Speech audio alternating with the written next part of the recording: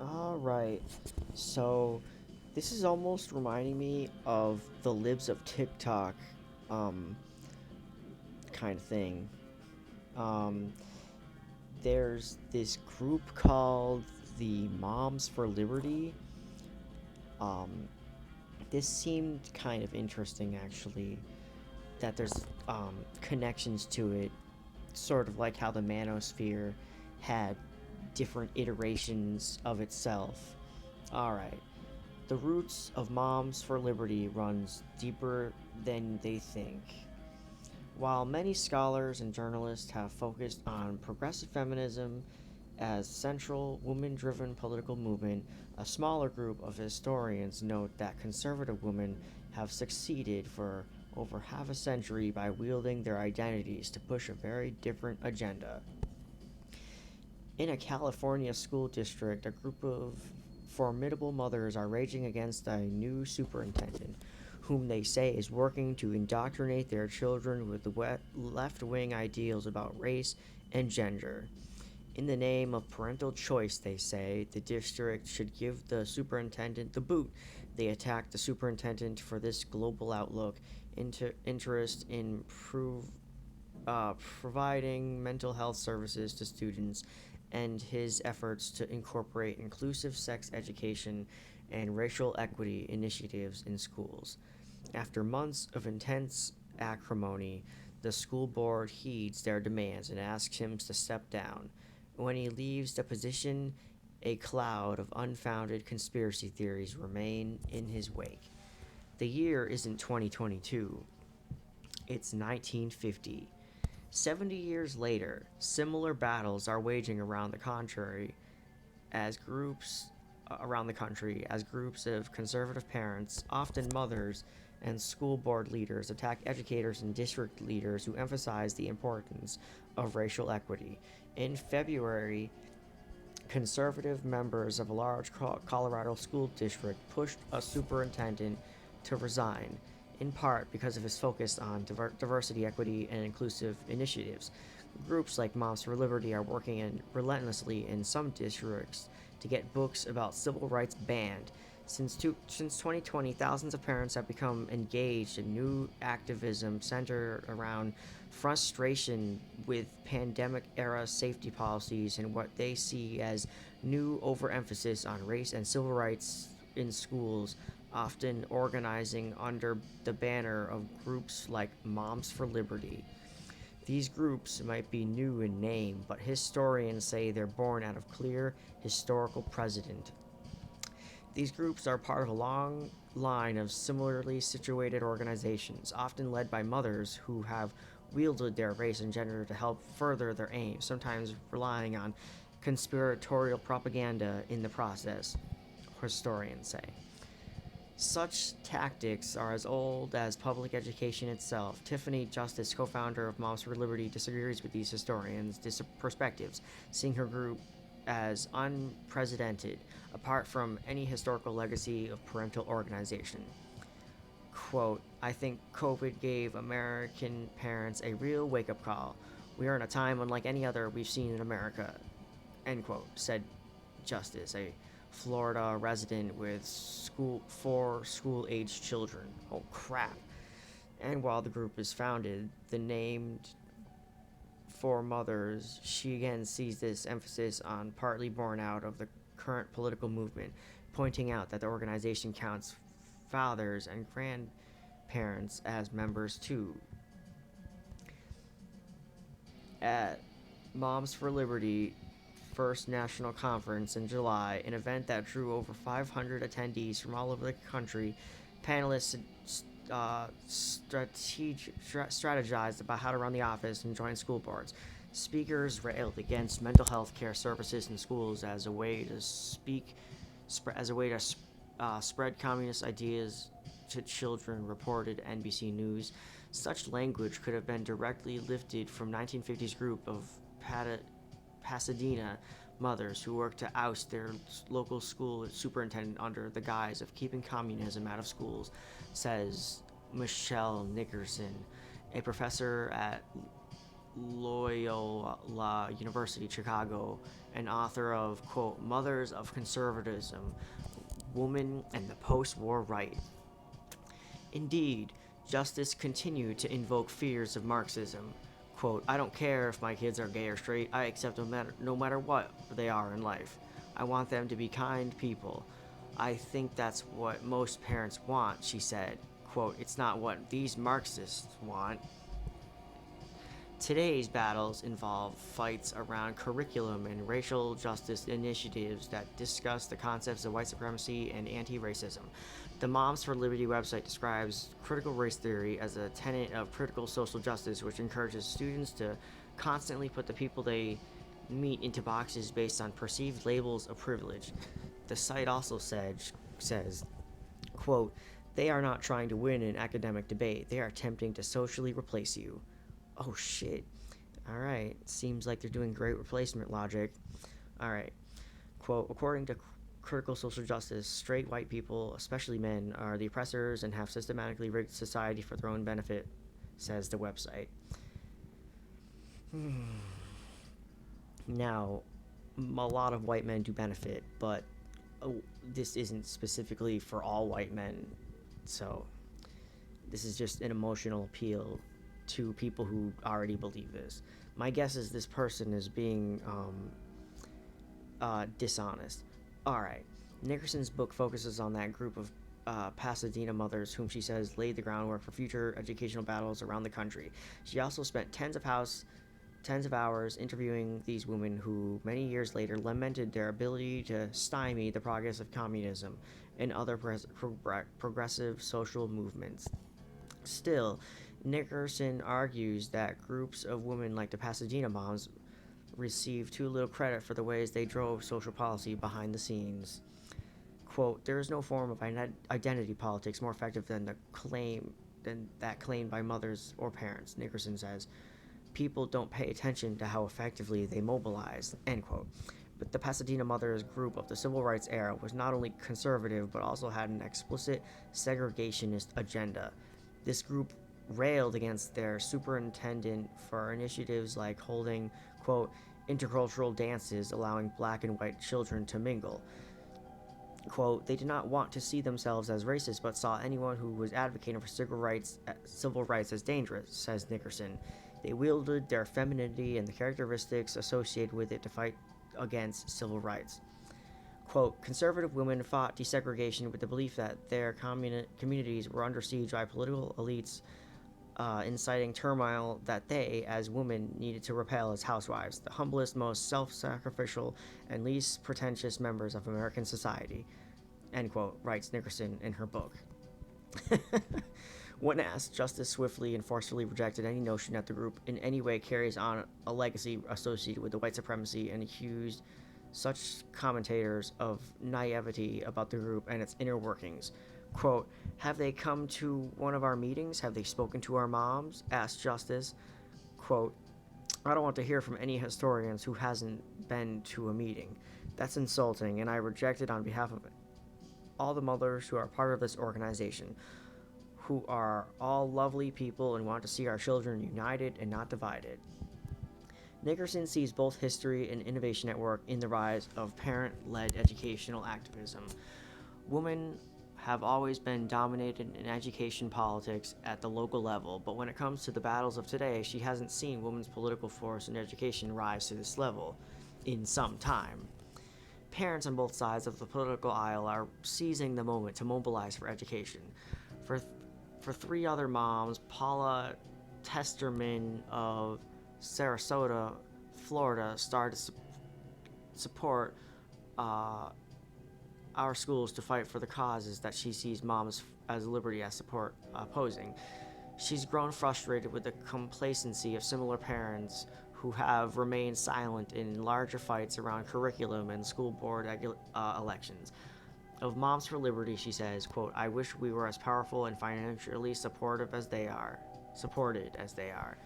Jabari Hosey of Bayard County, Florida, also started a group in his community called Families for Safe Schools, specifically to act as a counterweight to Moms for Liberty.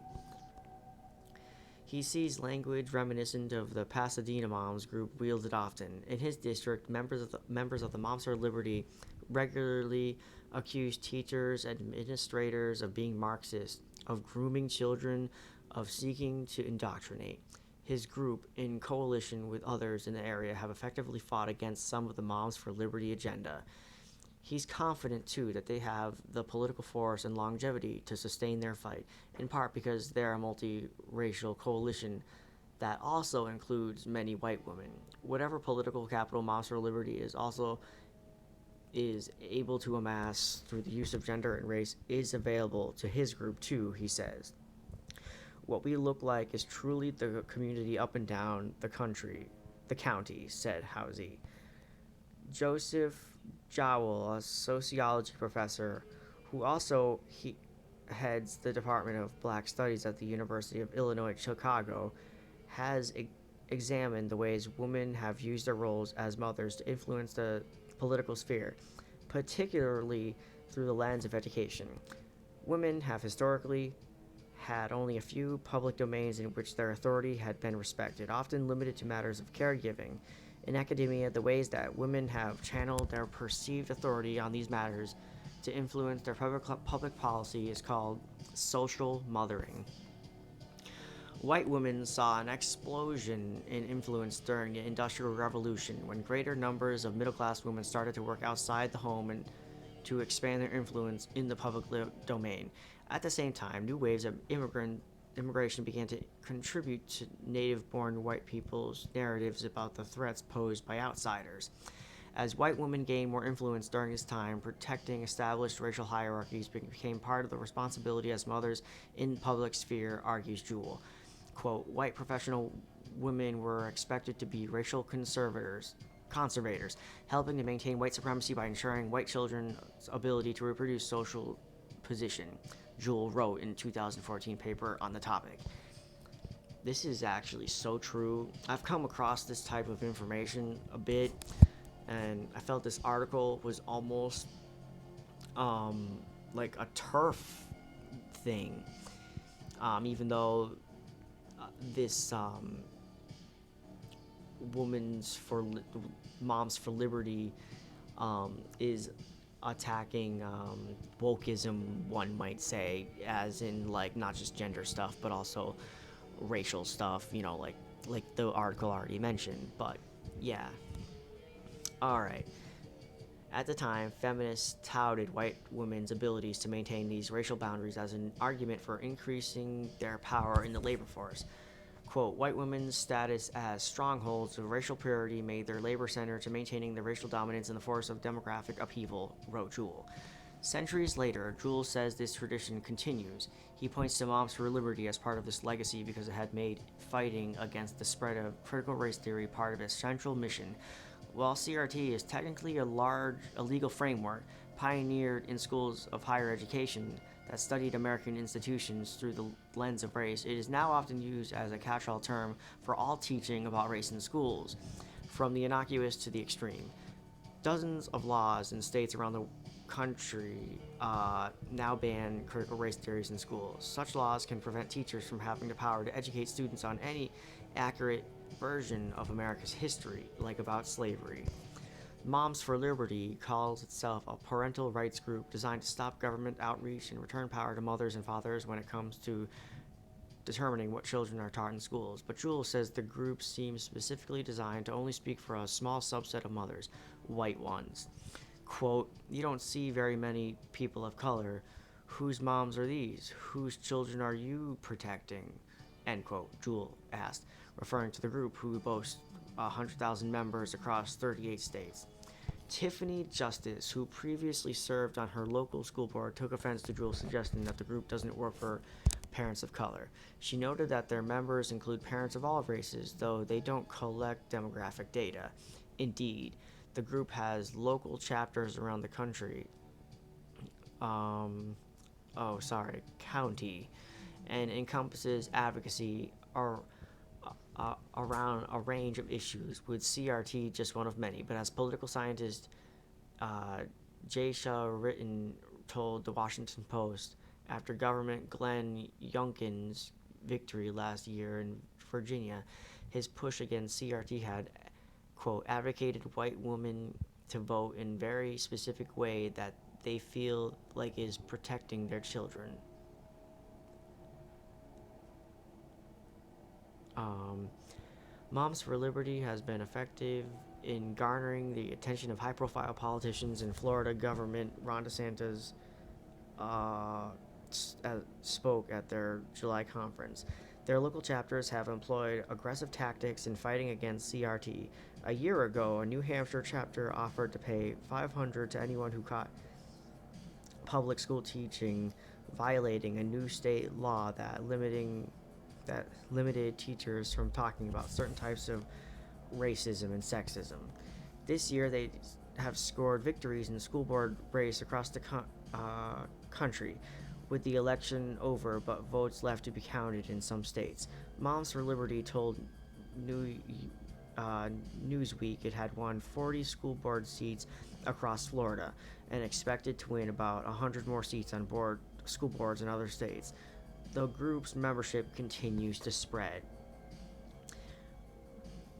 Jeez. Western Carolina University history professor Elizabeth McRae sees their tactics as sharp and dangerous. McRae is the author of Mothers of Massive Resistance: White Women and the Politics of White Supremacy, a book about the ways that white women helped maintain white supremacy policies during desegregation. Quote, the debates about critical race theory are not really about critical race theory, they are about this moment and its quest for racial equality, says McRae. Alright. So that was more a generalized ban on the type of information that we want to teach. And now, this is an old article, I think. Actually, not quite. Alright. Again, this is more information censorship. Alright. Ron DeSantis' academic restrictions show he hopes to change history by censoring it. Florida's Stop Woke Act and ban on African American studies will only deprive students of the right to think and learn. Alright. For some time now, conservative groups have pressured libraries and classrooms to remove certain controversial books from their shelves and their syllabi. These are texts that tell uncomfortable or unpopular truths about our nation's origins, including inequality, race, history, gender, sexuality, power, and class. A range of subjects that a small but vocal group of Americans would prefer to ignore or deny. These efforts achieved one of their most notable successes last April, when Florida Governor Ron DeSantis signed the Stop Woke Act, which prohibited in school discussions about racism, oppression, LGBT issues, and economic inequality. Books that have not been officially vetted and approved must be hidden or covered, lest teachers unknowingly break an ill-defined law against distributing pornography, a felony. This is true, actually. I have heard this. Okay. That sounds pretty phony of like somebody just to generically say, yeah, I've heard that. Anyways, on the 1st of February, these pernicious restrictions on academic freedom spread beyond Florida when the College Board announced its decision to severely restrict what can and cannot be taught in the newly created Advanced Placement class in African American Studies. Cut from the curriculum, or in some cases made optional, was any discussion of Black Lives Matter, mass incarceration, police brutality, queer Black life, and the Black Power movement of the 1960s and 70s. Writers who have been removed from the reading list include Bell Hooks, Angela Davis, Ta-Nehisi Coates. I don't know who that is. I've heard of Bell Hooks and Angela Davis. I'm sorry. Anyways, these decisions are alarming and disturbing on so many levels that it's hard to decide which aspect is the most damaging and insidious. At risk are our foundational principles of free speech, our conviction that educators and not politicians should be writing up our lesson plans and deciding what transpires in our classrooms. Our beliefs that the students can and need to consider complicated issues. As someone who has taught for decades, I can hardly imagine abruptly cutting class discussions that have veered, as they inevitably will, into those now forbidden areas. Must we fear that our students will report us as insurrectionists and felons for having mentioned the grotesque racial disparities in our prison populations? I believe that education not only involves the transmission of hard information but also helps students to think for themselves, to weigh opposing arguments, and to make uninformed decisions. How can these goals be accomplished when we are being told to, quite literally, whitewash our nation's history, to deny that we are walking on appropriated land in a country built by kidnapped and enslaved people, when we are being encouraged to lie about the very ground beneath our feet? Students aren't as stupid as the Florida legislator seems to think, and by adopting these new regulations, we are only encouraging them to distrust their teachers and the system that so blatantly misrepresents the realities that so clearly observe around them. In the past, authoritarianism and the indoctrination that sustains it has used educational systems to further its agenda. We can recall images of first graders wearing little red kerchiefs and saluting the earnest block dictators, of students let out class to welcome the fur herd to town. We know that democracy depends on the free and open exchange of ideas, conversations. Wow, I'm really fucking tired right now. On conversations that begin early in life of its citizens, and that fascism thrives when only one point of view is permitted. Desantes' ruling and the campaigns that have engendered them are inherently anti-democratic. We cannot change history by censoring it. We cannot pretend that we were never a slave-holding society, that racism ceased to exist when Abraham Lincoln issued the Emancipation Proclamation. We cannot erase the past or influence a young person's gender and sexuality by removing a book from the library. Students are not political pawns or ideologues in training.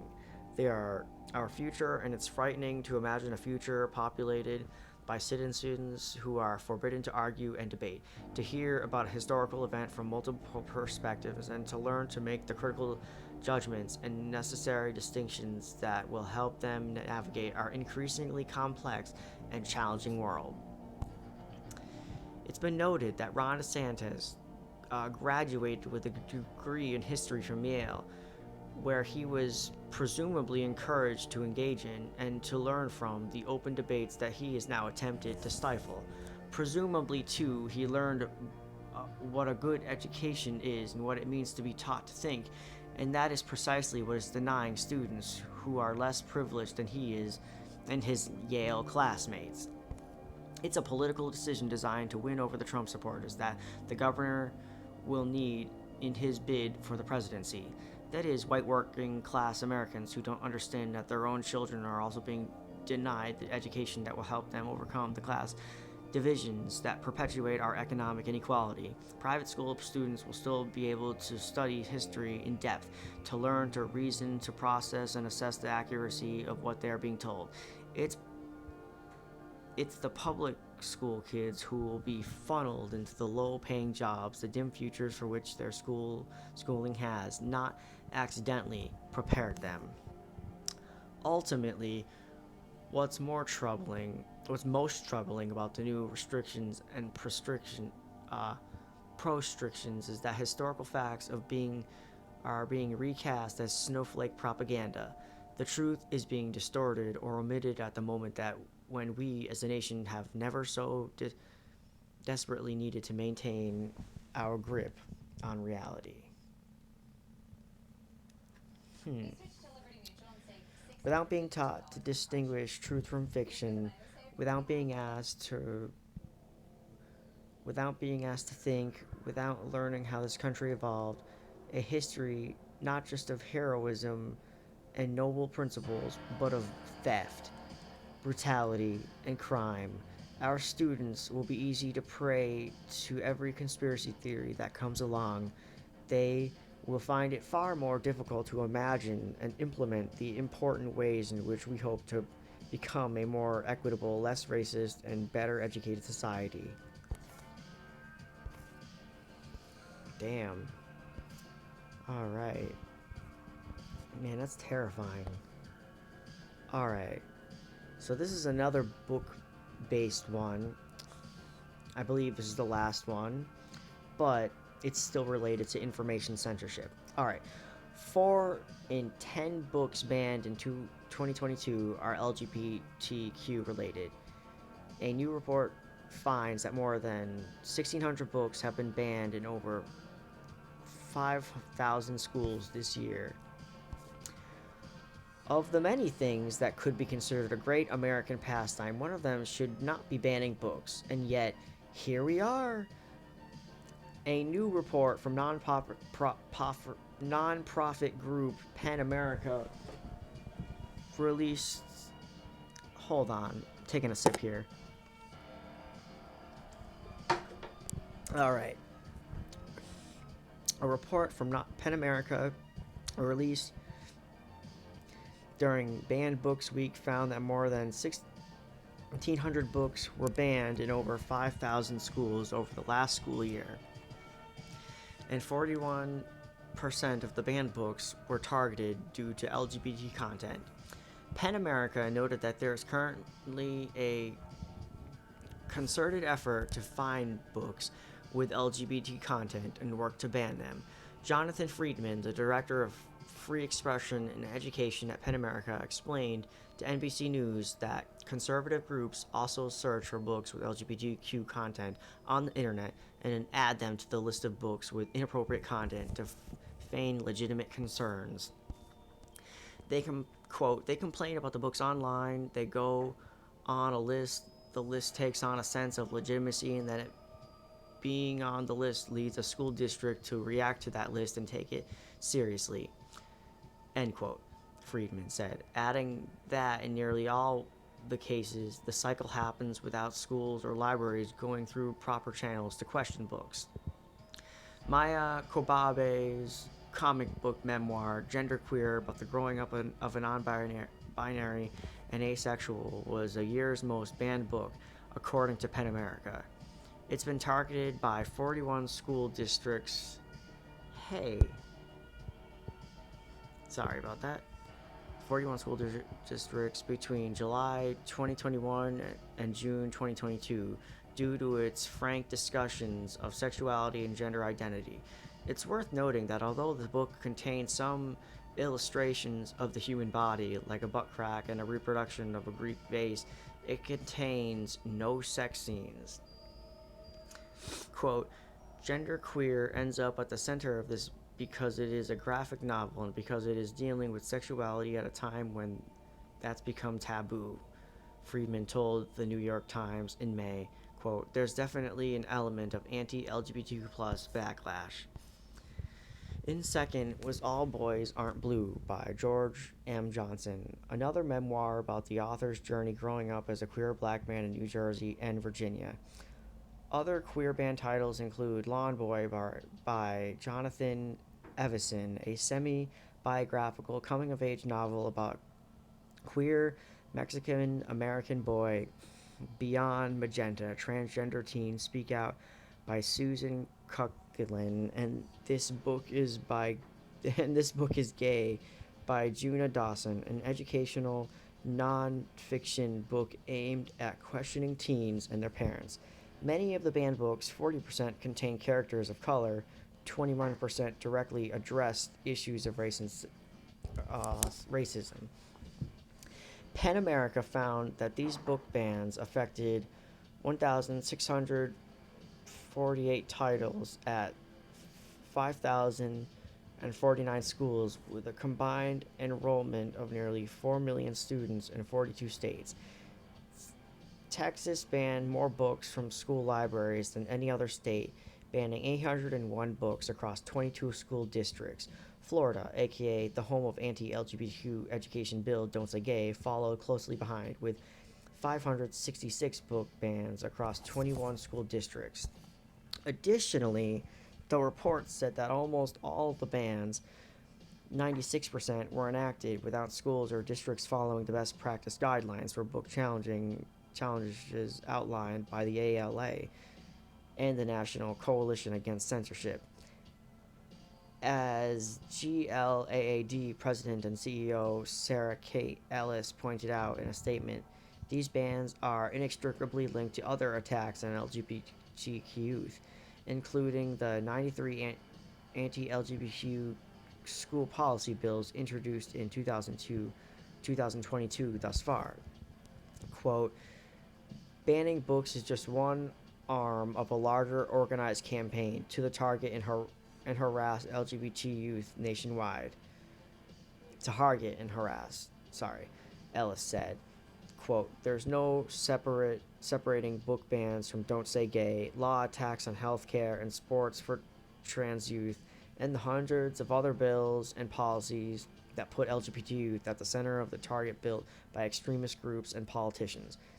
Everyone deserves to see themselves represented in books and other forms of media, and the targeting of LGBT youth through book bans and other anti-LGBT school policies must end. Alright, I will see you guys in the next video.